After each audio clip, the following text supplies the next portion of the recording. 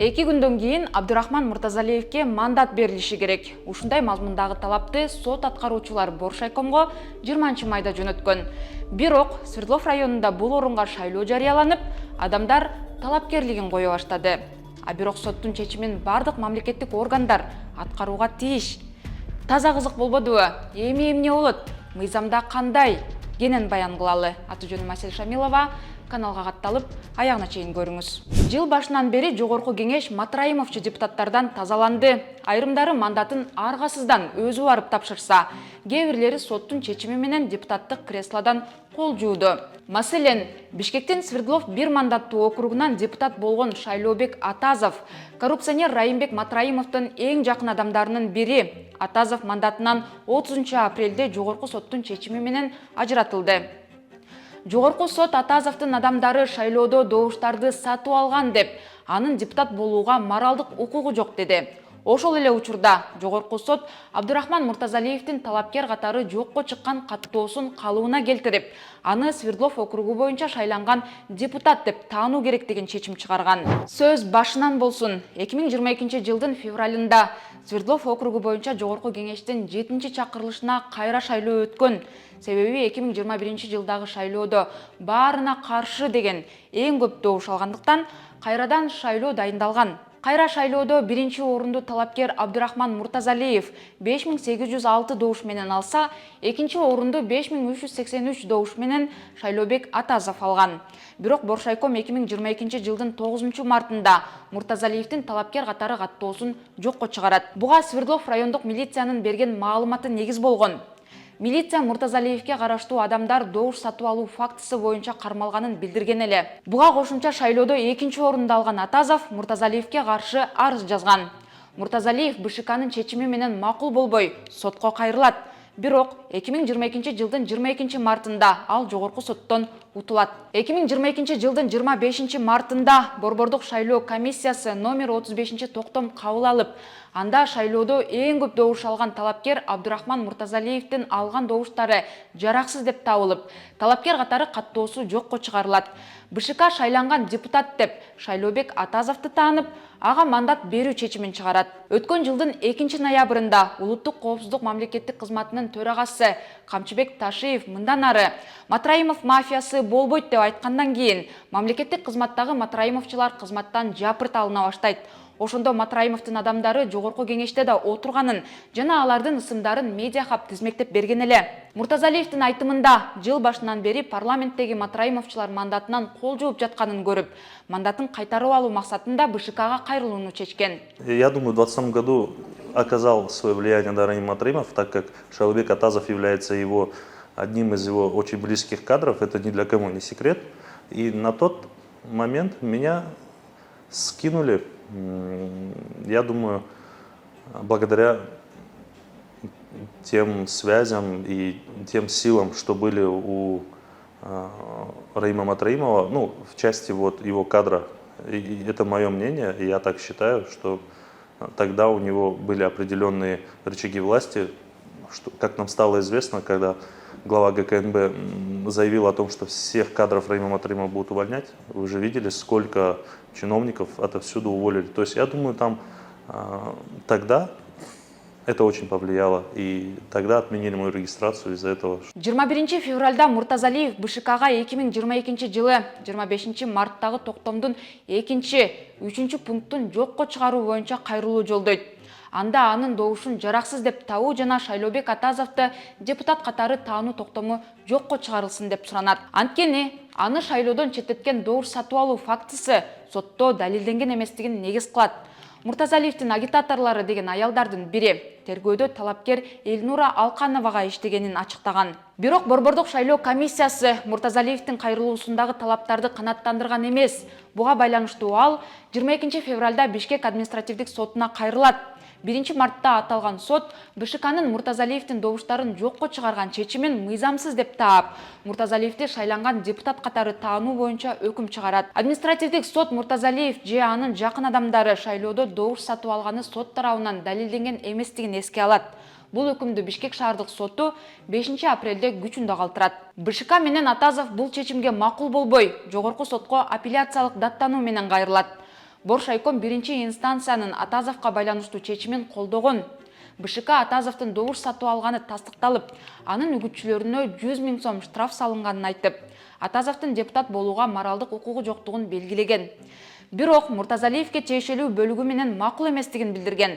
Себеби Муртазалиевке байланыштуу ишке Жогорку сот 2022 жылдын 22 мартында чекит койгон деп негиздеген. Ал эми Муртазалиев өзү анын иши Жогорку сотто кайрадан каралышы адаттагыдай эле көрүнүш экенин айтат.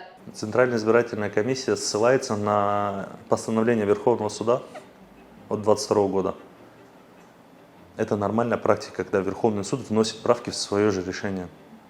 Верховный суд внес правки. В разъяснительной части от и до расписано, что я не причастен к подкупу, что от 2022 года решение меняется и моя регистрация возобновляется.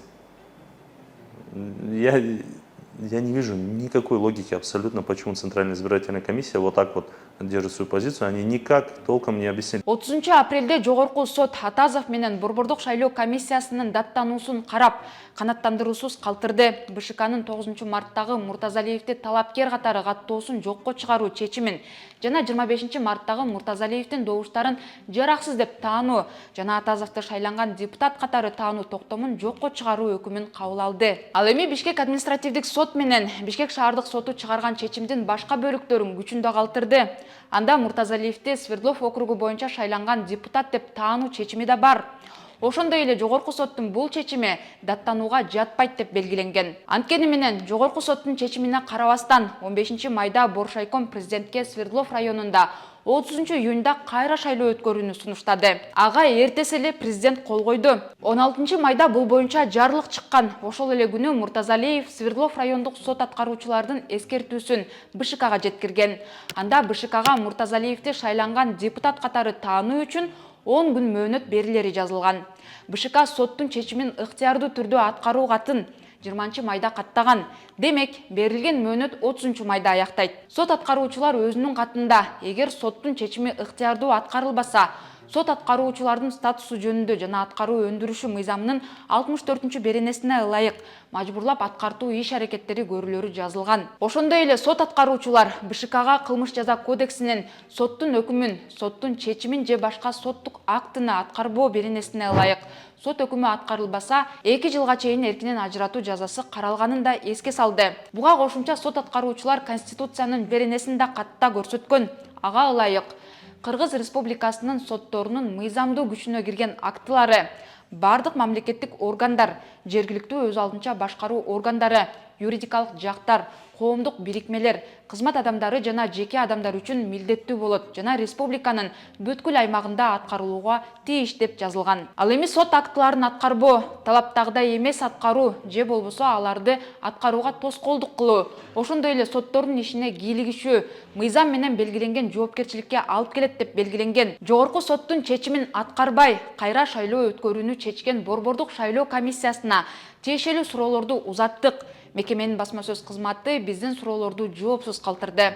Анткени менен 24 майда Акипресс сайтына БШК мүчөсү Кайрат Маматов биз койгон суроолорго жооп берген. Анда ал сот БШКнын чечимин жокко чыгарып, же күчүндө калтыра аларын, бирок кимге мандат берилиши керектигин аныктай албасын билдирген. Биз азыр жаңы схемага күбө болуп жатабыз.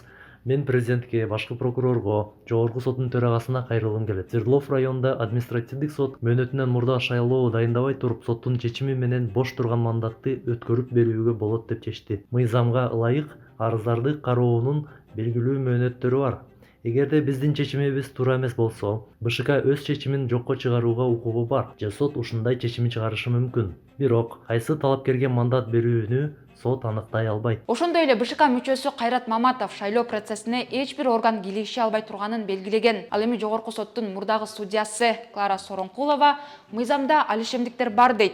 Ошондой эле мыйзамга өзгөртүүлөрдү киргизип, шайлоодо мыйзам бузулганы тууралуу фактылар катталган учурда кылмыш иши тез арада тергелип, соттун чечими кыска мөөнөттө чыксын деген өзгөртүү киргизүү керек деп эсептейт. Эми бул жерде мыйзамдын өзүндө неме бар да, кемчилик бар да, анткени бул көбөй эскертемдер деле бар.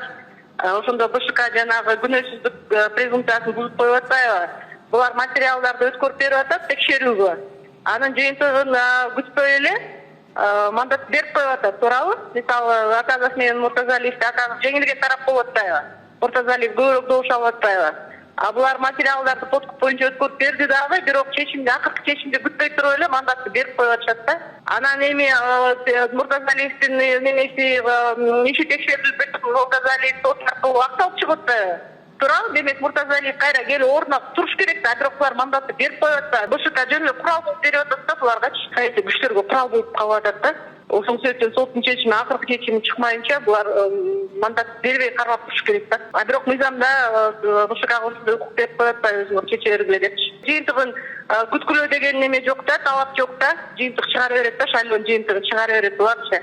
Материалдарды укук коргоо органдарына өткөрүп берсин деген дерене бар, а бирок ошол өткөрүп берген неме боюнча жыйынтыгын күтсүн деген неме жок да.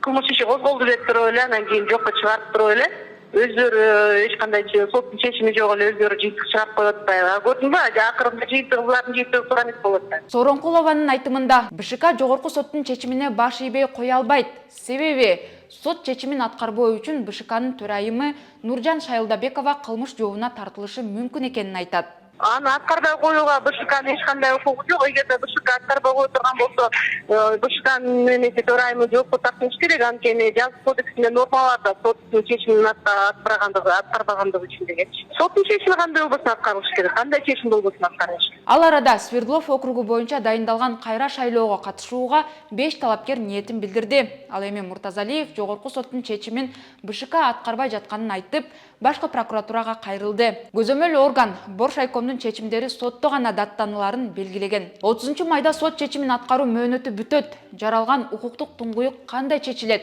БШКнын катасы болсо, президенттин жарлыгы эмне болот? Эгерде мыйзам БШК тарапта болсо, жогорку соттун даттанууга жатпаган, аткарылууга тийиш өкүмүчү? Оюңузду комментарийге жазып, каналга катталыңыз. Аты жөнүм Асель Шамилова. Аман туруңуз.